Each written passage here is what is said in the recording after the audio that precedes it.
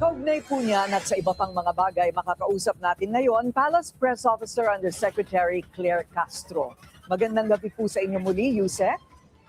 Yes, good evening, Corina, at sa lahat na nanonood sa inyong programa. Good evening po. Happy New Year po. So, bakit ho ba sa tingin ninyo ay hindi matapos-tapos itong mga marites tungkol sa cabinet revamp? Ano na po ba yung nangyari doon sa sinasabing cabinet reset ni PBBM?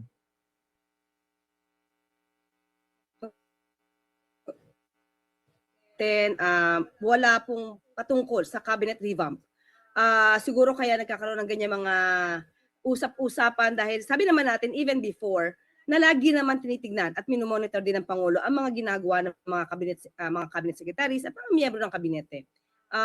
Katulad na sinabi kanina ni Secretary Ted na they are serving at the pleasure of the President. So, nasa prerogative po ng Pangulo kung sila matatanggal o hindi. Ayun. Pero mayroon pang po bang balak talaga si PBBM na magpalit ng ilang mga miyembro ng gabinete? Sa ngayon, Ms. Corina, wala pa po talagang nababanggit sa amin. Pero minsan may mga na-appoint po siya. Pero sa ngayon, wala pong cabinet revamp na pag-uusapan. Ayun. Kaya wala pa rin pong nasasabihang cabinet official na Yes, wala pa. opo. Okay. So, meron din pong mga ilang cabinet officials na nasa tinaguriang Leviste o Cabral list, ano? Yung listahang may kaugnayan sa flood control corruption scandal mula sa DPWH. Ano po ang masasabi ninyo rito? Dahil sabit na naman po ang mga cabinet officials dyan. Kung sino man po ang magiging masasangkot, ayon naman din po sa Pangulo, kaalyado, kaibigan, kamag-anak, kung sino man po ang masasangkot sa maanumalyang flood control projects, ay hindi po tututulan at hindi po pipigilan ng Pangulo kung dapat pong imbestigahan ang mga nasasangkot.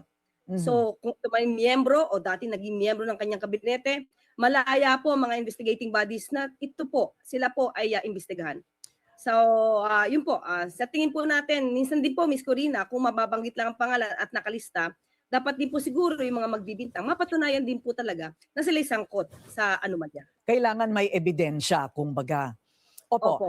Nakausap po natin si Manong Chavit Singson, ano? At sabi po niya, maliban po sa kanyang hamon ng debate, kasama po ni PBBM, siya po'y handa daw pong ipakita ang lahat ng mga ebidensya tungkol sa mga ghost projects sa lawag sa taong bayan at hindi na po sa mga ahensya ng gobyerno. Ano po ang inyong masasabi? Kung totoo naman po na for good governance si Chavit Singson, bakit hindi na lang po niya hayaang makumpleto ang kanyang ebidensya at isampa niya po sa tamang ahensya ng gobyerno ang mga reklamo po niya? Hindi po nadadaan sa media, hindi nadadaan sa mga pasaring ang pagsugpo sa issue ng korupsyon. So mas maganda po yan kung kumpleto ang kanyang mga ebidensya, isampa niya na po yung kaso. At sinasabi niya pong debate, hinahamon niya po ang Pangulo. Unang-una po, nakita po natin kung gaano po magtrabaho ang Pangulo. Hindi po nakakapagbakasyon ang Pangulo sa pagtatrabaho. Ang nais po ng Pangulo ay maiangat ang antas na kabuhayan ng bawat mamamayan at mapaunlad ang ekonomiya ng bansa. So wala pong panahon ang Pangulo sa mga debate. At muli, sasabihin natin, ang debate ay hindi sagot para mapigil ang korupsyon. Kung nais po nila noon pa sana, nung may issue pa ang dating Pangulong Duterte tungkol sa korupsyon na siyang umamin mismo na siya'y corrupt, sana noon pa sila nakipagdebate. Ano po naman ang inyong sagot doon sa kakasabi lang po ngayon ni Senadora Amy Marcos na parang pinag-iinitan daw ang mga senador habang protektado po ang tinatawag po niyang mastermind, ang dati pong speaker na si Martin Romualdez? Mahirap pong magbitaw ng mga ganyang salita. Kung meron po siyang ebidensya at sinasabi niyang alam niya ang mga ebidensya tungkol sa sinasabi niyang mastermind, hindi po ba mas maganda nakikipag-ugnayan po siya sa ICI?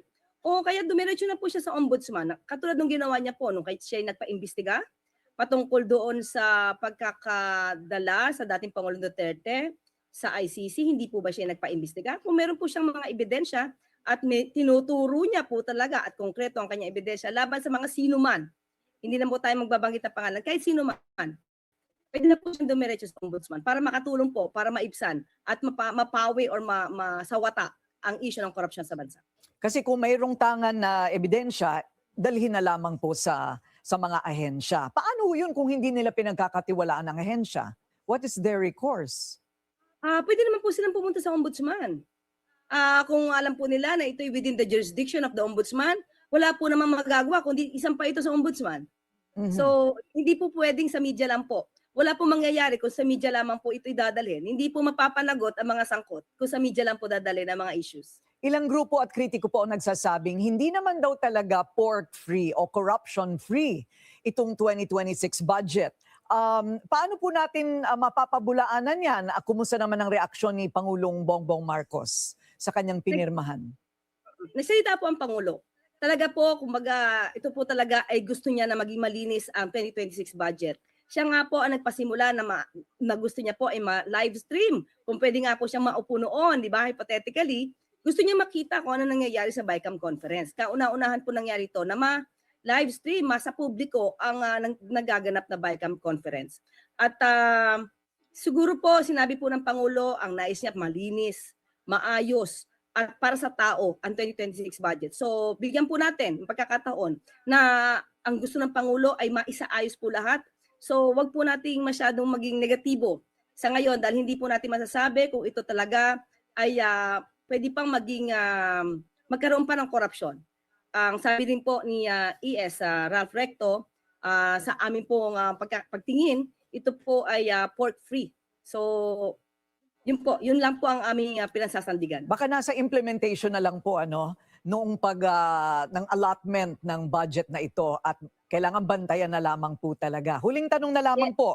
At gusto rin nadagdagan ko, Yes. gusto rin po ng Pangulo na yung mga nailagay na dagdag, kailangan po na conditional implementation.